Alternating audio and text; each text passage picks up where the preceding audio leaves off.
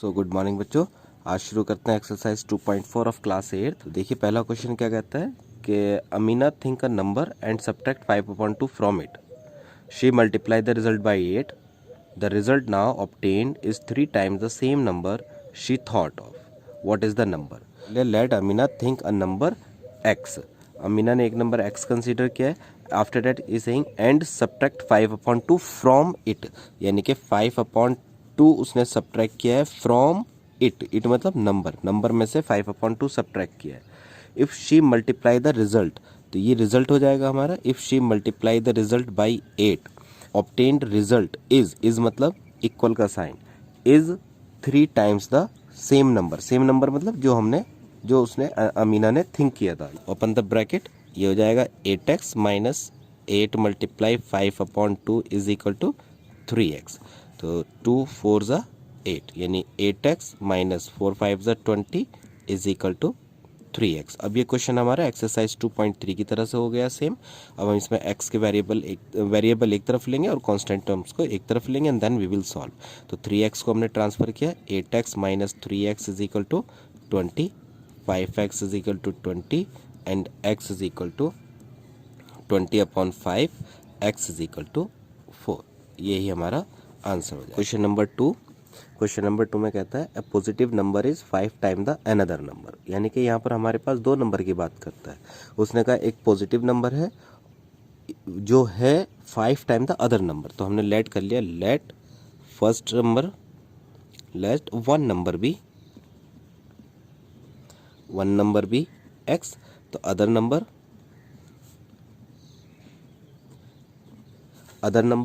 Already ही से is 5 times the other number, तो is the other number 5x हो जाएगा। फिर कहता है if 21 is added to both number, यानी x प्लस 21 और 5x में भी 21 added in the both number, then one of the new number became twice the other. तो एक नंबर दूसरे का ट्वाइस हो जाता है। ये नंबर बड़ा है हमारा, ये नंबर छोटा है, तो ऑब्वियसली ये डबल होगा। तो इन दोनों को इक्वल करने के लिए हमें छोटे नंबर को 2 से मल्टीप्लाई करनी पड़ेगी, तो हमने यहाँ पर 2 अप्लाई कर दिया।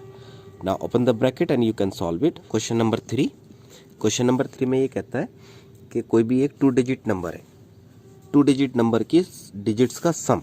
तो सम इस तरह से हम समझा देते हैं थोड़ा सा, कि कोई भी नंबर है, जैसे 36 नंबर है, तो इसकी ये 10th डिजिट होती है, ये हमारी 1st डिजिट होती है। कहता है दोनों डिजिट का सम 9 के इक्वल है। तो यहाँ पर जब भी हम एल्जेब्रिक फॉर्म में नंबर कंसीडर करते हैं तो इसको हम एक्सपेंडेड फॉर्म में राइट करते हैं। 36 3 मल्टीप्लाई 10 प्लस 6, यानी कि एक नंबर हम ये कंसीडर करते हैं और एक नंबर हम ये कंसीडर करते हैं। तो इसने हमसे कहा है कि दोनों डिजिट का सम 9 है। तब हम क्या करेंगे, हम एक नंबर को x लेंगे और दोनों नंबर का सम 9 है, तो इसका मतलब एक नंबर x है तो दूसरा नंबर 9 माइनस x हो जाएगा। दूसरा नंबर 9 माइनस x हो जाएगा। नंबर मतलब दूसरी डिजिट। तो हमने क्या किया, let unit digit be x। Unit digit हमने कंसीडर किया, sum of digit is equal to 9, so 10th digit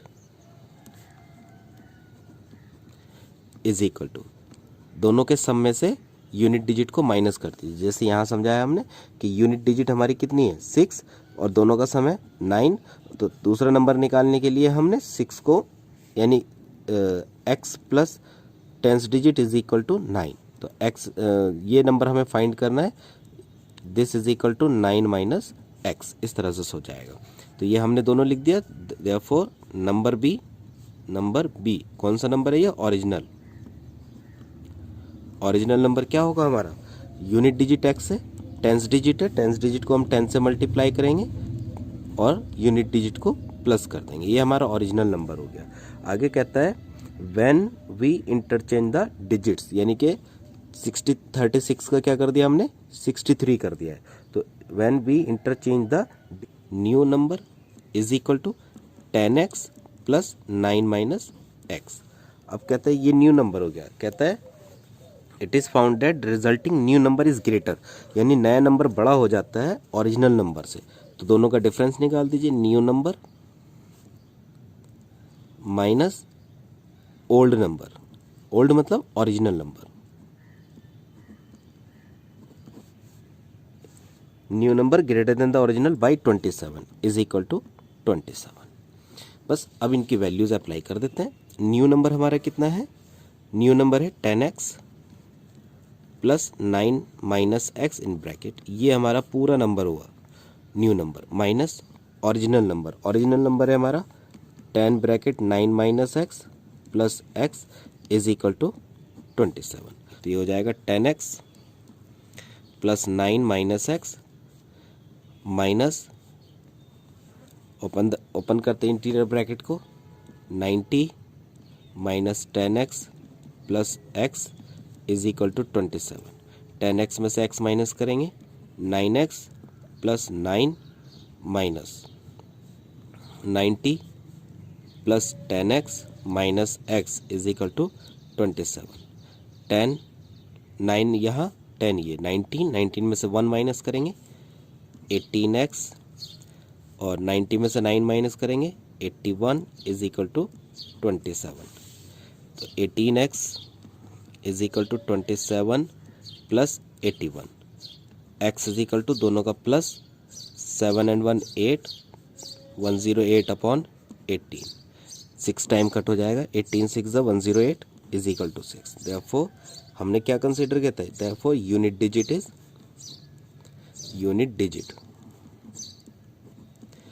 is equal to 6, tens digit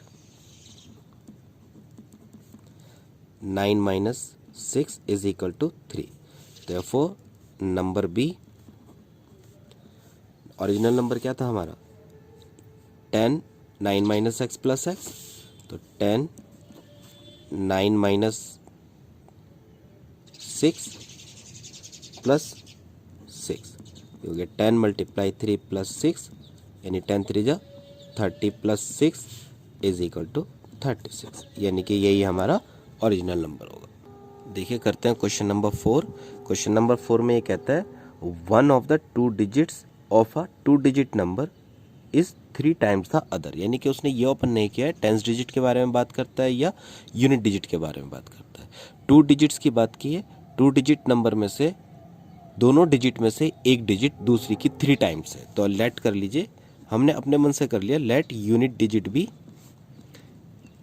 unit digit is equal to x. तो टेंस डिजिट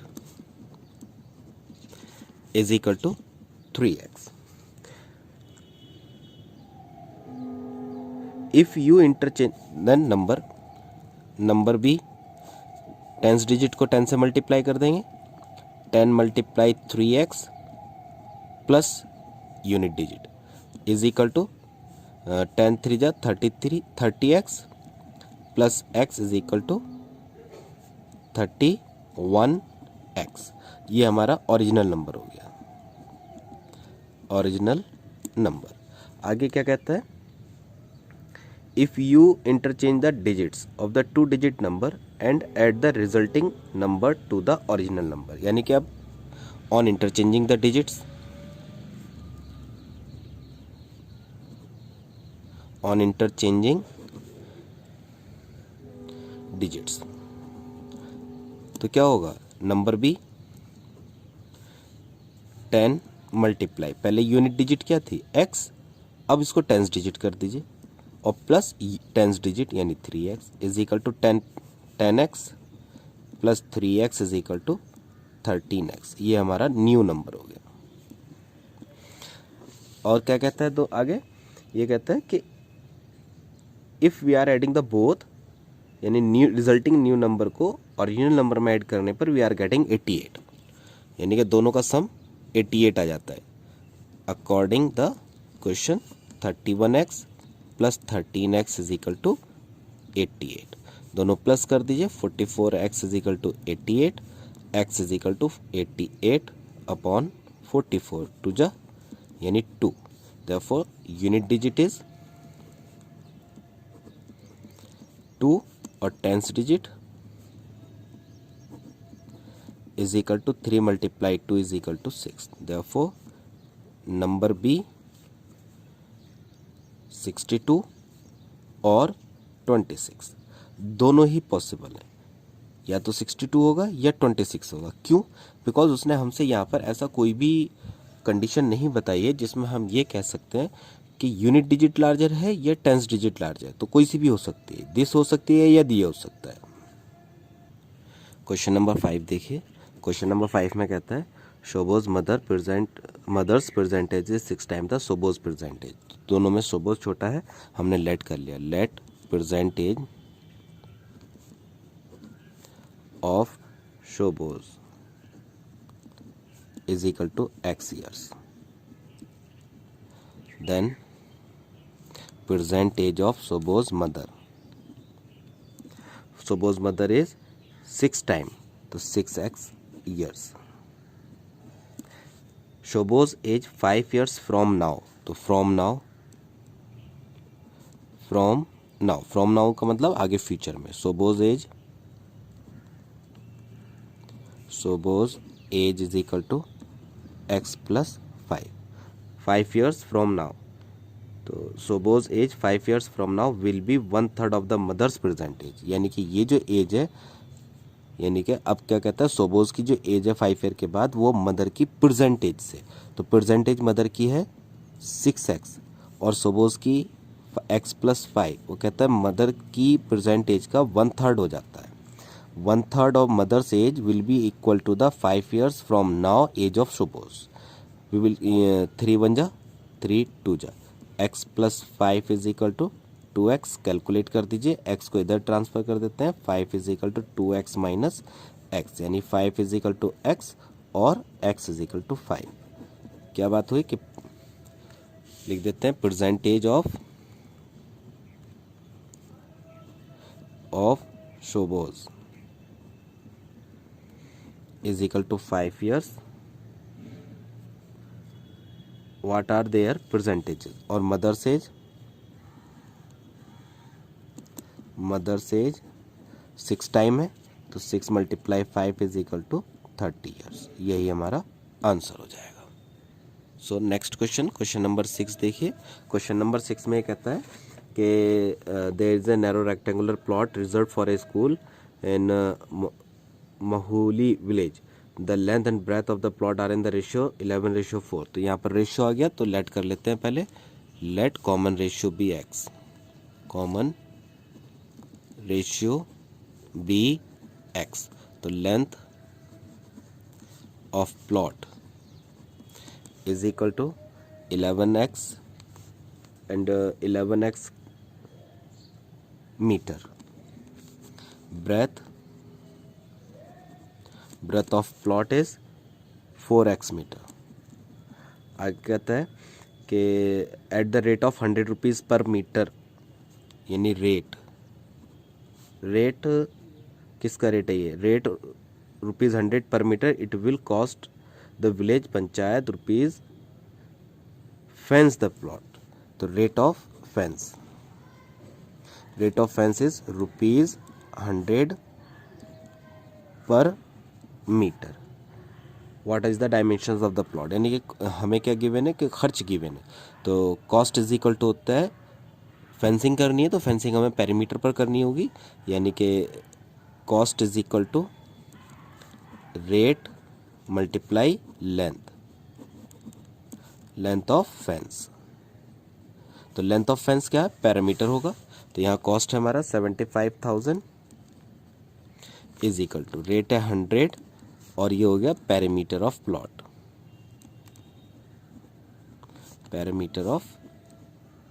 प्लॉट, यानी कि 00 इसको नीचे ले आइए, 75,000 upon 100 is equal to 2 bracket L plus B, L मतलब 11x plus 4x, 00 से 00 cancel, 750 is equal to 15, 11 और 4 15, 15 टू जा 30x। This implies x is equal to 750 upon 30 is equal x is equal to 25, यानी कि length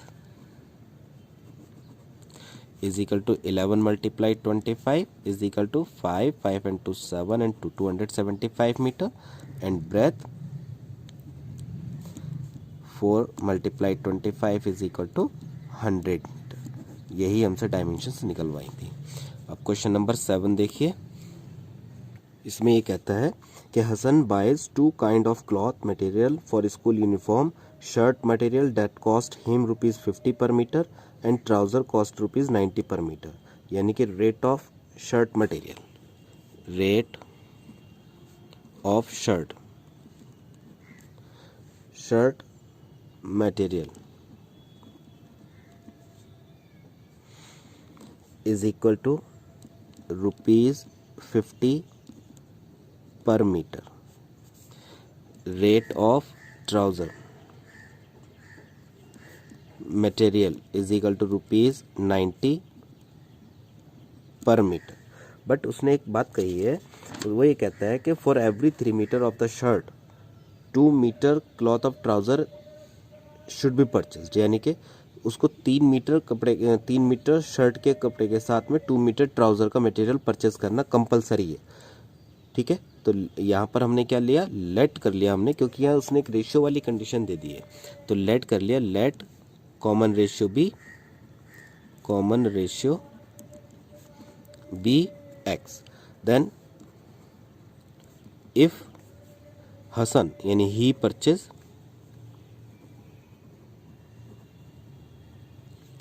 if he purchased 3x meter of shirt material, then he will purchase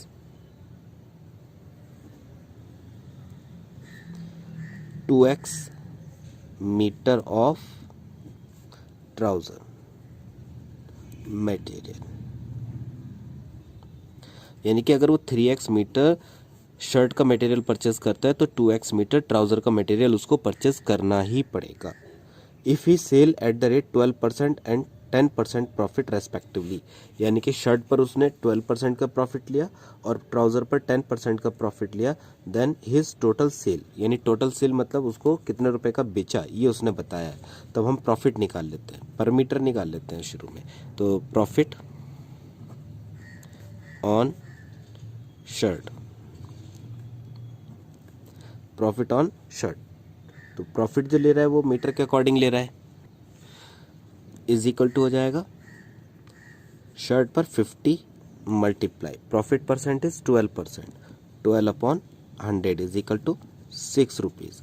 और so S P of shirt per metre is equal to 50 + 6 is equal टू 56 rupees. ऐसे ही हम निकालते हैं profit of trouser is equal to 90 × 10/100 is equal to 9 rupees. तो S P of trouser per metre 90 rupees पहले purchase किया, 9 rupees profit के, 99 रुपीज़. अब फाइंड करते हैं उसने टोटल कितने रुपए में सेल किया. तो उसने परचेज किया था 3x मीटर, तो उसने परचेज किया शर्ट का क्लॉथ, यानी कि total S P this implies क्या हो जाएगा 3x × 56 + 99 × 2x. 99 रुपीज़ के हिसाब से सेल किया उसने 1 मीटर ट्राउज़र, और 2x परचेज किया है, 56 रुपीज़ पर मीटर के अकॉर्डिंग सेल कर रहा है वो शर्ट के मटेरियल को, तो उसने 3x परचेज किया. टोटल मिलाकर उसने कितना अर्निंग किया है, दैट इज़ 36,600 रुपीज़. इन दोनों को सॉल्व कर देते हैं, तो ये हो जाएगा, दोनों का प्रोडक्ट हो जाएगा 168x प्लस इन दोनों का हो जाएगा 198x इज इक्वल टू 36600. दोनों को प्लस कर दीजिए, ये हो जाएगा 366x इज इक्वल टू 36600, यानी x is equal to 36600/366 is equal to 100. यानी कि उसने जो है 100 मीटर के रेशियो में, अगर जो वो 100 मीटर के रेशियो में परचेस कर रहा है, तो वो कहता है how much trouser material did he buy. तो how much trouser material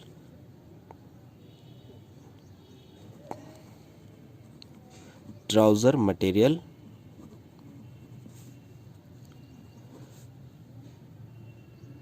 he bye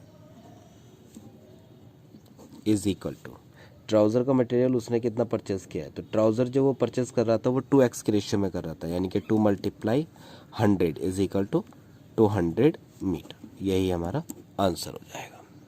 देखिए क्वेश्चन नंबर 8, क्वेश्चन 8 में कहता है half of the heard of deer, यानी कि यहाँ पर एक झुंड है किसका, हिरणों का। तो उसने ये कहा है कि हमने कंसीडर कर लिया let number of deer in herd is equal to x. Half of the herd are grazing in the field. तो grazing deer is equal to half. remaining deer total x थी, हाफ उसमें grazing कर रही हैं, subtract कर दीजिए 2x minus x is equal to 1/2 x। इतनी deer अभी बच रही हैं, और जो बची हुई डीर हैं and 3/4 of the remaining are playing. तो playing deer is equal to, playing deer है 3/4 ऑफ द रिमेनिंग, तो रिमेनिंग हमारी 1/2 है, तो 3/4 ऑफ रिमेनिंग 1/2 x कितना हो गया 3/8 x। और क्या कहता है आगे, एंड द रेस्ट 9, रेस्ट, और वो क्या कर रही है, rest 9 drinking water,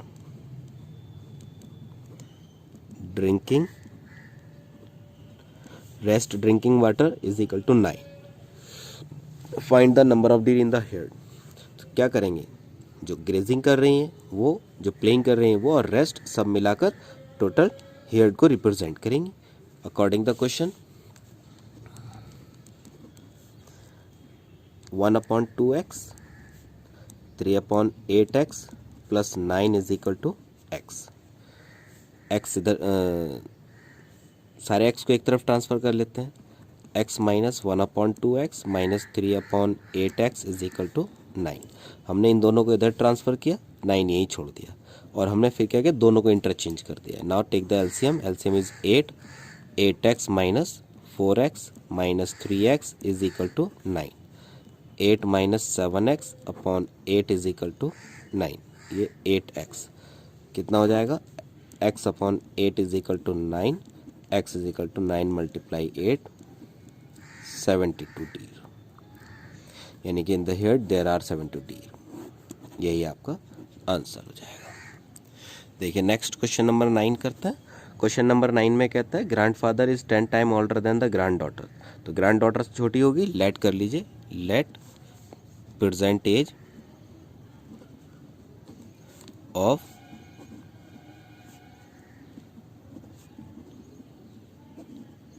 granddaughter is equal to x years, then present age of grandfather is equal to 10 times older यानी 10x years। आगे कहता है if he is also 54 year older than her, यानी कि दादाजी 54 ईयर लार्जर हैं, यानी कि दोनों की एज का difference according the question. Difference of the both age 10x minus x is equal to 54। बस कैलकुलेट कर दीजिए, 9x is equal to 54, x is equal to 54 upon 9, 9 6 54। Therefore आगे क्या कहता है, फाइंड देयर परसेंटेजेस। तो age of granddaughter is equal to हो जाएगा 6 ईयर्स, एंड